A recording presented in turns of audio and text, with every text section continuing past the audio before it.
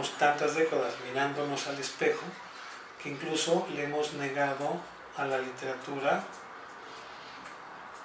esta posibilidad de que sea un factor de cambio social que permita visualizar el futuro. La fábrica del lenguaje es entender al lenguaje como la materia de la creación y lo que el lenguaje produce. En cambio, para explicar lo que es la fábrica del lenguaje SA, es explicar el lenguaje como un material de trabajo producido y administrado por el mercado. Hacer una reflexión de cómo se situaban los escritores de mi generación frente a eso, pero frente también frente a la sociedad a la que pertenecen.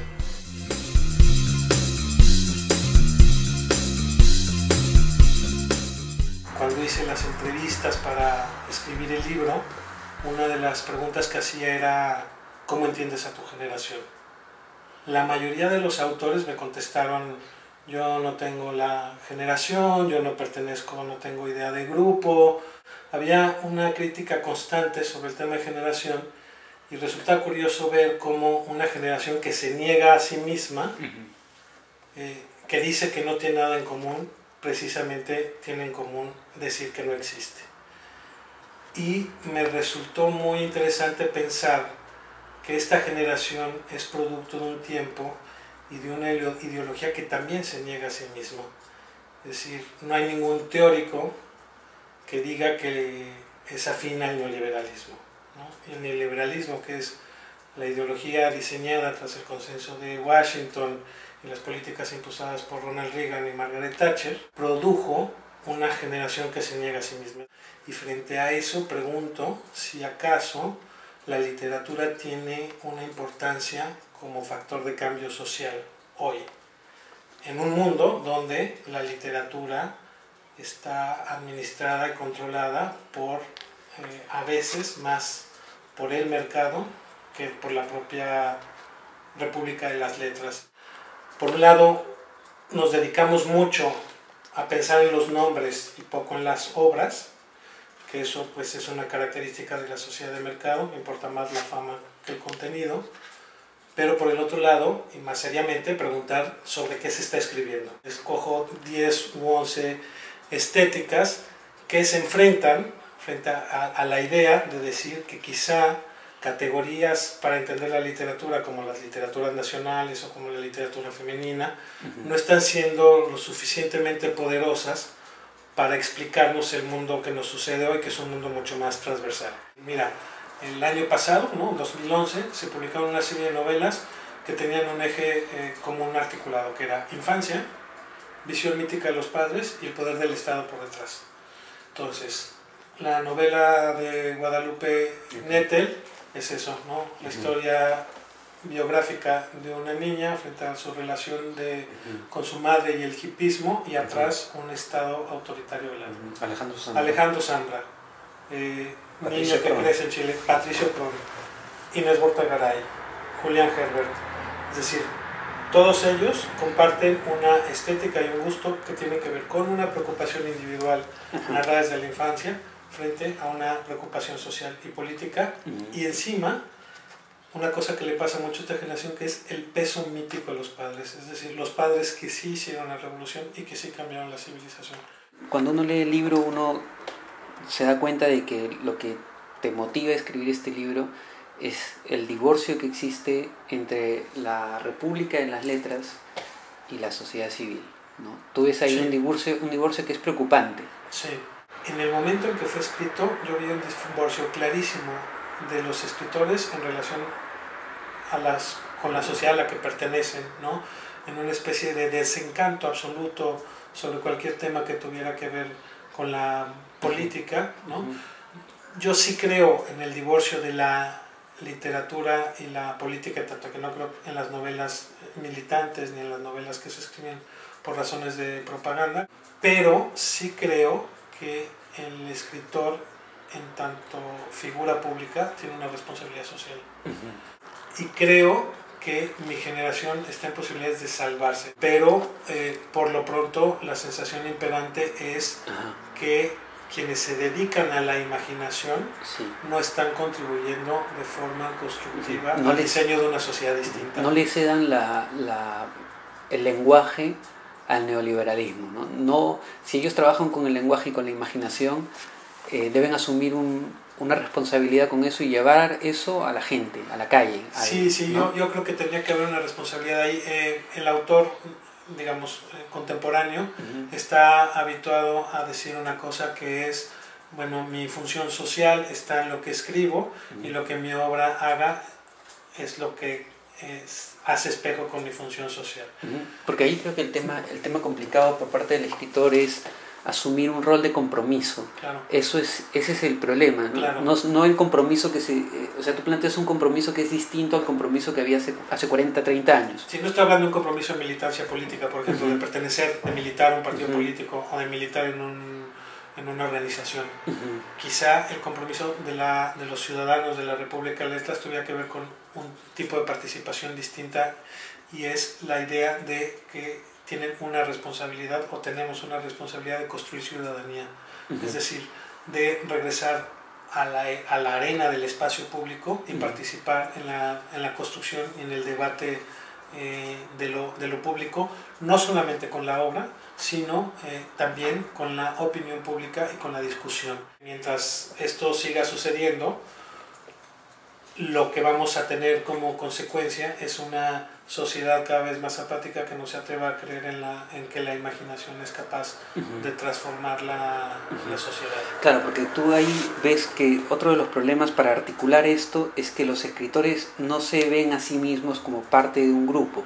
No, hay un divorcio entre los escritores, tanto latinoamericanos que puede que no se conozcan muchos, o de, por ejemplo, generacional aquí en España, ¿no? Las diferentes generaciones aquí en España no se leen. Los mayores no leen a los jóvenes, ¿no? Creo que en América Latina se produce un fenómeno distinto al de España, en el sentido de que en América Latina la relación intergeneracional es más cercana. O sea, pones varios ejemplos aquí. Sí, en el libro pongo algunos ejemplos, ¿no? Bellatín, Margot Glantz, Villoro Nettel, ¿no?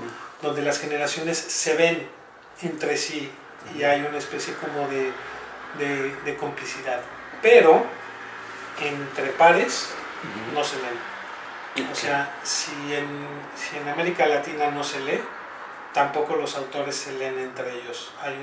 Hay muy poco interés por hacerlo, ¿no? Si tú le preguntas hoy a un escritor argentino que te diga cuáles son sus 10 autores mexicanos favoritos, no va a llegar al número 7, ¿no? Y en el caso de España, creo que lo que pasa es que los autores no se leen, o se leen mucho entre ellos, hay como mucho más complicidad, pero el asunto vertical no funciona.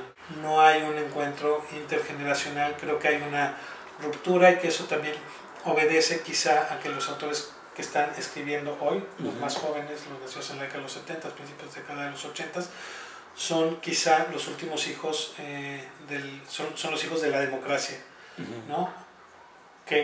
O los últimos hijos del franquismo, y están en un proceso de construcción de identidad que los obliga de alguna manera a la ruptura generacional, y que por eso quizá quienes encabezaron la democracia los ven con cierto desdén. Hablas un poco de las nuevas tecnologías y de las posibilidades que brindan las nuevas tecnologías de hacer llegar la obra al público, y por otro lado del papel asignado a cada uno de los componentes de la cadena editorial, ¿no? Digamos, el editor, el crítico, el escritor, y cómo deberían trabajar en conjunto. Sí, sin que el papel del asesor de imagen, del asesor de marketing sea tan importante como lo es ahora. No, o sea, yo creo que el escritor tiene la tarea de regresar, de colocar otra vez a la literatura en el centro, y para eso tiene que romper la idea individualista de la literatura. ¿Qué es la idea individualista de la literatura? Que es, la literatura es mi proceso de creación y el texto que produzco. una visión compartida de la literatura es que ese texto que produzco entra en un proceso de discusión, donde participa quien ha escrito ese texto, con quien se ha discutido ese texto, que es el editor, quien ha criticado ese texto, que es el propio crítico, y el lector. Y que el encuentro entre los tres y lo que le sucede al texto a partir de que entra en ese espacio, eso es la creación literaria, eso es la literatura. A partir de ahí se produce opinión pública, ¿no? se produce debate.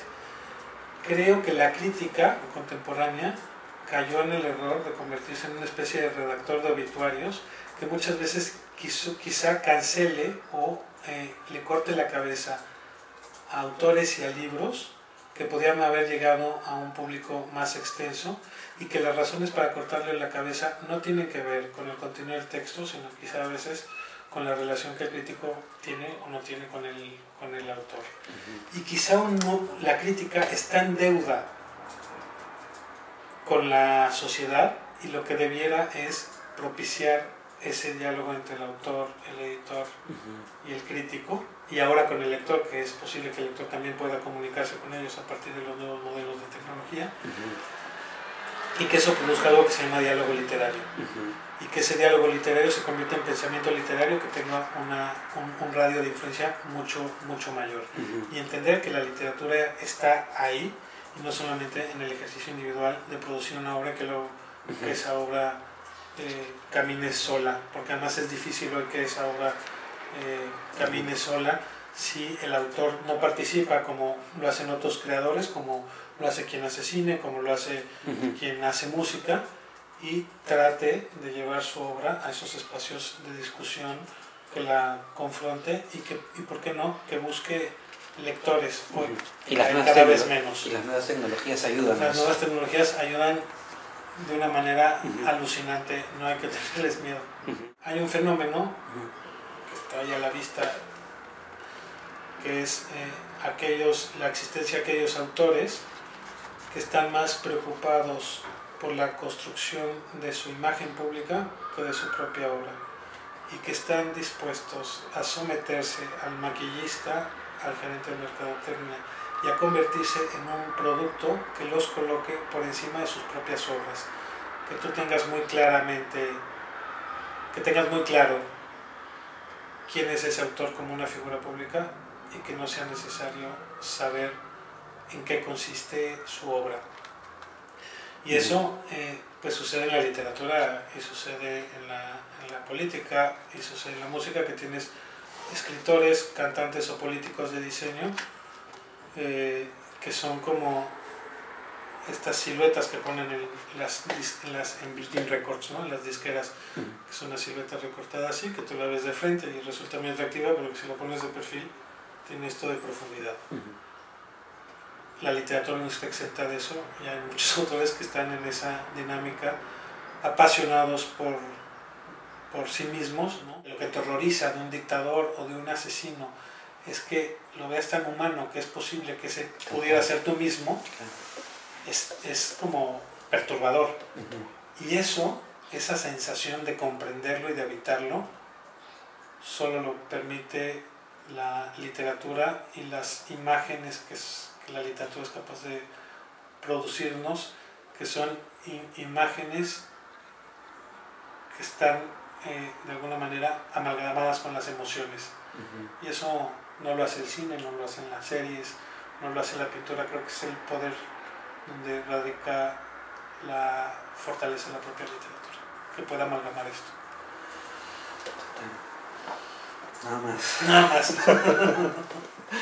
Gracias. Nada más.